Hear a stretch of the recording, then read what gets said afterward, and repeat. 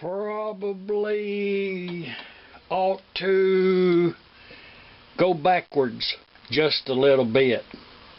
A few episodes backwards, I actually lost like 3 segments of this part right in here. This side cover, fitting the shims, and a couple other things. I just lost that footage. The computer went, it had to reset back to a factory reset, and some of the stuff I had loaded on there was just lost forever. So if there's something that's actually missing on this that you really need to know, leave a comment.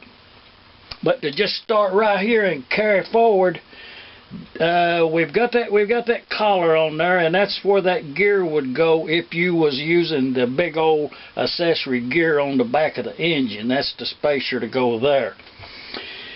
Now there is another flywheel that has, it's for the different type, probably shouldn't even mention it, but I will. For a different type magneto on the older style, there is a different flywheel that you don't use this spacer. It has a longer, this thing right here is actually made on to the flywheel.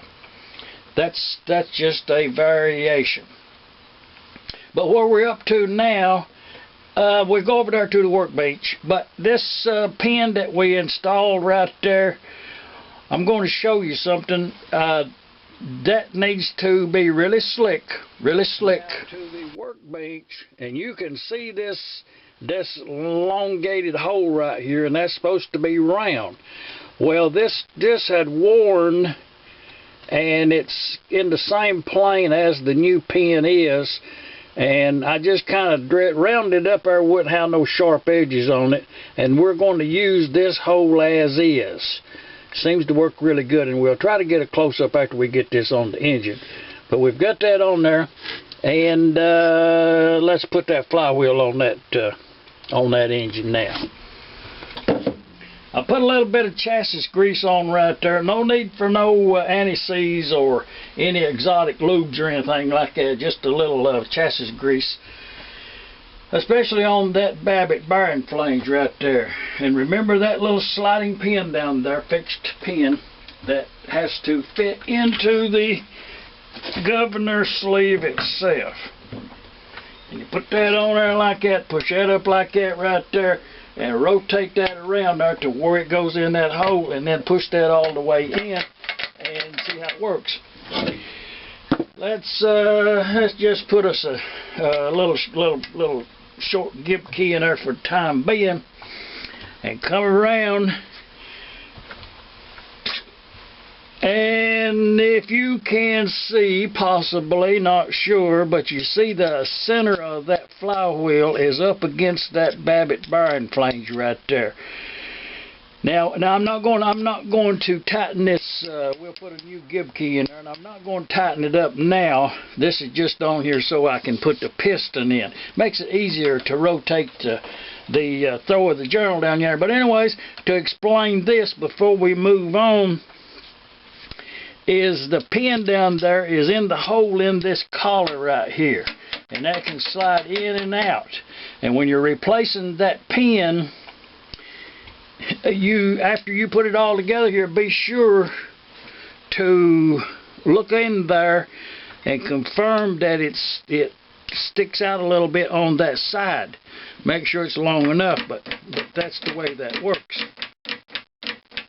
And as I was explaining in another video, this pin, the pin on that collar right there that goes through that brass or bronze, whatever that is, collar, that the arm on that flyweight right there should ride against that pin.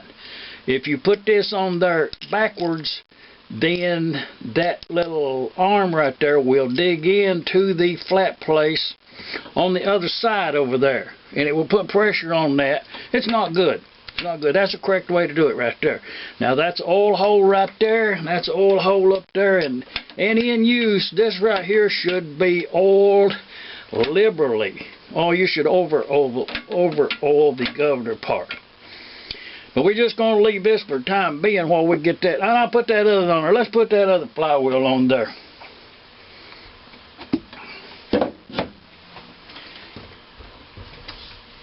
And this other flywheel is the same story.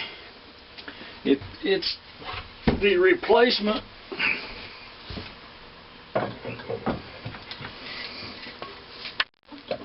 Oh yeah, we got it on there. Let's put that little gib key there up in there, and she's coming together. She's coming together. Oh yeah, that's a good thing right there, as Martha Stewart would say. That right there is a good thing. Now I'm gonna put that piston in there, and you know the piston. Don't let that fall out of there. The piston, and that's part of that lost footage. Let's talk about that piston just a second. The measurements on this right here, and there was two segments talking, kind of discussing the piston to cylinder clearance, and this one right here has about 13 thousandths distance between the cylinder where the rings goes and the piston. So and checking this very closely, probably this engine, when it was built new, it probably had 1 or 1.5 thousandths clearance, piston to cylinder clearance. It was really close. 2 thousandths, something like that, is normal. And this one has 13 thousandths, and the other one that we discussed in an earlier video, there was 20 thousandths. Okay, that cylinder is worn too much. 20 thousandths distance between piston and cylinder. That's when either an oversight, you would either rebore the cylinder, put in oversized piston, or either put a sleeve in here. It can be fixed, but 20 thousandths is too much. That's just too much for rings to take care of. But this one, like I say, is 13, and then actually the ring side plate on the piston, the ring side plate, is about 1 or 1.5 thousandths. It's really good. So taking that, being really good that way, and they are new rings, a light cross hatching with a flex on, if you remember.